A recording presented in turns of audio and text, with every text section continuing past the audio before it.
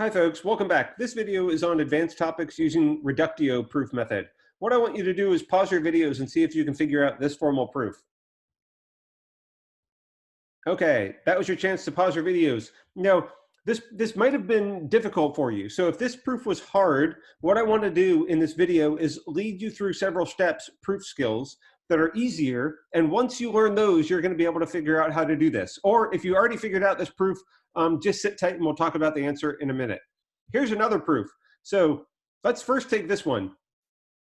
This is most obviously, since it's a wide scope negation conclusion, it's going to call for reductio. So pause your videos now and see if you can figure this out.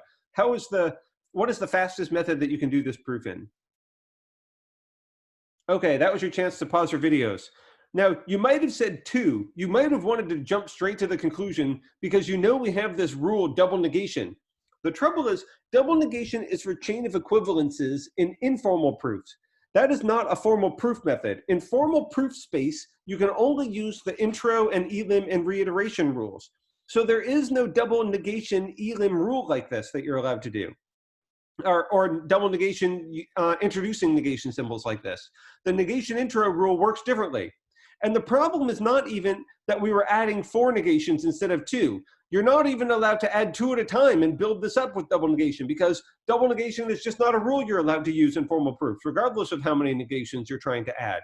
So what you have to realize is the reductio method is the solution. Since this is a wide scope negation, we need to assume the opposite and prove a contradiction. So this is the pattern that should jump out at you. Why did I leave 3 up here? Because you always are focusing on the main connective, and I want to assume what's immediately inside the scope of that.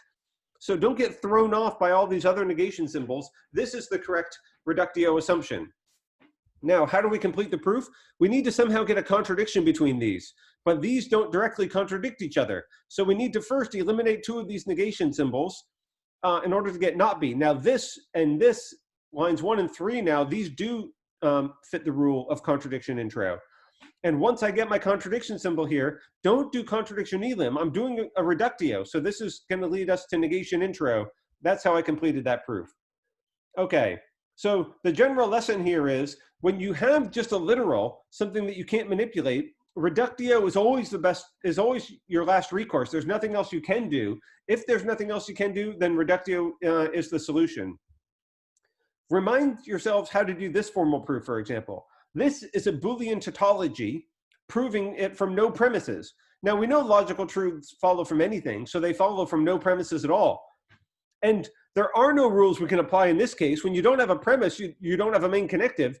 Reductio is literally the only thing you could possibly do here. And that's why in the other video, we discussed how to do this proof with reductio. Now, notice why this is not too bad, because when my Boolean tautology is a wide scope disjunction, of course, when I do a reductio, I get a negation around a disjunction. And what does this make you think of? This makes you think of kittens, the pattern you know how to deal with. This is the 5-step plan. So this proof is doable. This is within your skills and ability level if you understand how the 5-step plan works. Now, then finally, I want to go back to the original proof then. So this is what we started off the video with. This is another Boolean tautology. There are no premises. So now if you didn't get the proof before, pause your videos. Or if you did, you can just keep, if you already got this proof, you can just keep watching. Okay, hopefully everybody has something worked out at this point. Since this is a Boolean tautology, the only thing you can do is reductio. So this is what should occur to you immediately.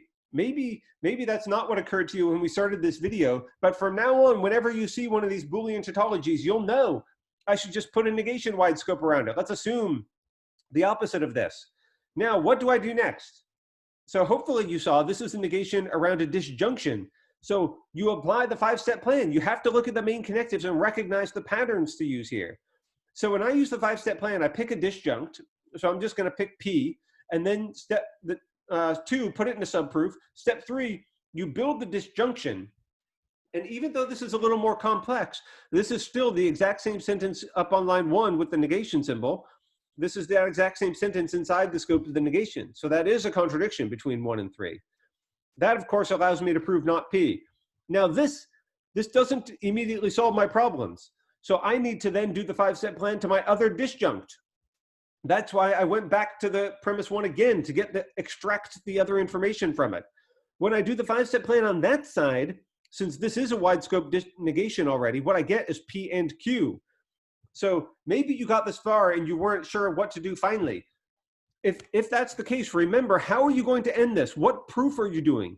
You are doing a reductio.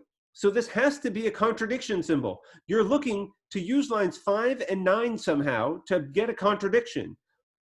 Now, they don't directly contradict each other. One is not the direct negation of the other. You just have to finally notice these patterns. Look, I have not P here, and look, P is one of these conjuncts. Or alternatively, you might have looked and seen that this is a wide scope conjunction, so you're going to bring down the conjuncts. Now, if I'm trying to do it quickly, I could just bring down P, and that gives me the contradiction already. If you also brought down Q and you had 13 lines, don't worry. That's still perfectly correct. All your lines check out. So having extra steps, as long as they're valid, is not a bad thing. If it's not the shortest way possible, that's okay. We're just looking for a correct, final correct proof. But this is still not the absolute shortest way. You might have noticed when I did this reductio, when I did the 5-step plan here, there was a lot of repetition. And you might have thought that there's got to be a shorter way because P is inside here. Since there's a P here and a P here, there ought to be a shortcut. So the last thing I want to tell you is something about how to look for shortcuts in some of these harder proofs. If you've already understand how to do this the long way that we just did, that's great.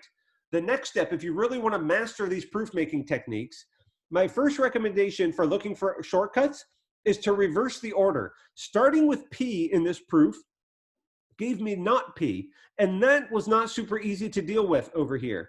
So my first idea is to think, okay, what I'm going to do is instead of starting with P, I'm going to just start with the other one. I'm going to start with not P and Q, my second disjunct. I'm going to do the 5-step plan on that one first. Because look, then I get P and Q, and now when I bring down P, I don't need to assume it. See, the problem with the first one is I ended up assuming something, P, originally for the 5-step plan, which I could then prove later by doing the 5-step plan here. But that means there's always going to be a shortcut somewhere if I'm assuming something that I could have proven originally. So here's the shortcut. Once I bring down P here, I don't need to do the 5-step plan again. I've already got P. I'll just build that disjunction now and get the contradiction symbol. So this allows us to do the proof slightly more efficiently by finding a fun little shortcut. So my recommendation, if you've already mastered these tautologies with the Boolean connectives, you know how to do reductio, to use the 5-step plan and whatnot. To look for shortcuts, mix up the order in which you do these. Look for the repetitions. I notice there's P in both of these. That's the thing that gives me the clue. And try a different order is my first thought to see if that will give you a faster way to do it. Okay, thanks.